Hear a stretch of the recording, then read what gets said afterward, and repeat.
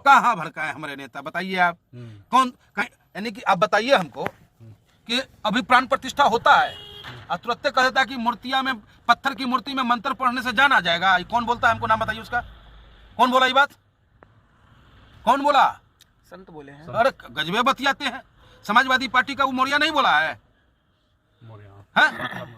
तो मौर्य कौन, हिंदू है कि मुसलमान है?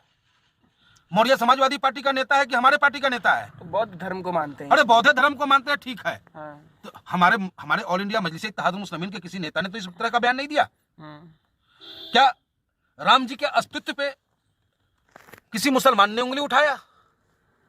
या भारतीय जनता पार्टी का जो अलायंस है, निषाद पार्टी, उसने उठाया? क्या वो मुसलमान है? क्या ओवैसी साहब का चेला है वो? मैं पूछना चाहता हूं, जो बिहार का जो चंद्रशेखर सिंह जो यादव है, मंत्री जो शिक्षा मंत्री था, उसको हटा दिया है, वो क्या मुसलमान है? मैं पूछना चाहता हूं कि हिंदू धर्म और सनातन धर्म को कोरोना किसने बताया? वो मुसलमान था? क्या वो ऑल इंडिया मजलिस इत्तेहादुल मुस्लिमीन का नेता था, कार्यकर्ता था? नहीं। ये सब बोलेंगे तो ठीक है, और मेरा नेता अपनी पीड़ा कह दे, अपना दर्द अगर कह दे तो बड़ा दर्द होता है आप लोगों को।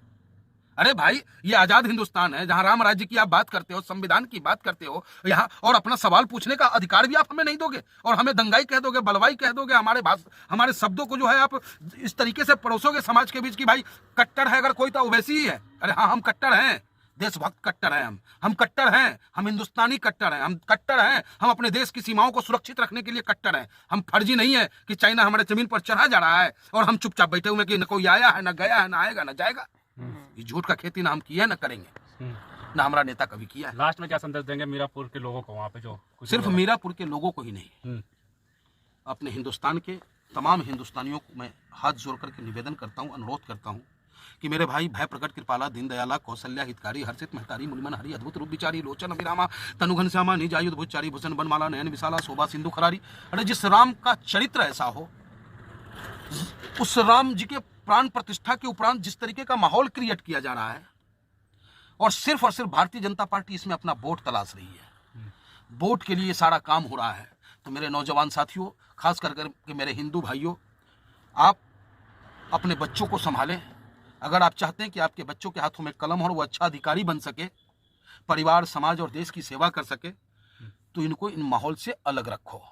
आप ढूंढो, उस बलवाई में कोई भारतीय जनता पार्टी पार्षद का बेटा था, ढूंढो आप उस बलवाई में कोई भारतीय जनता पार्टी के विधायक का बेटा था, सांसद का बेटा था, मंत्री महामंत्री का बेटा था। नहीं, इन सब का बेटा या तो हॉस्टल में होगा, इन सब का बेटा या तो विदेशों में पढ़ रहा होगा, या इन सब का बेटा जो है कहीं आनंद से बैठ करके टीवी पे मजा ले रहा होगा या फिल्म देख रहा होगा, और आपके बच्चे के हाथों में त्रिशूल और तलवार पकड़ा करके आपके बच्चों के भविष्य को खराब करना चाहता है।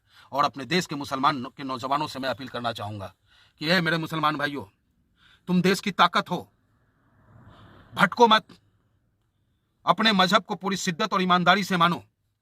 जब तुम 5 वक्त के नमाजी बन जाओगे, तुम पे कोई उंगली उठाने वाला नहीं मिलेगा। अपने धर्म को मानो, अपने बड़ों का सम्मान करो, माता पिता की सेवा करो, यही सबसे बड़ा धर्म है और यही देश सेवा है।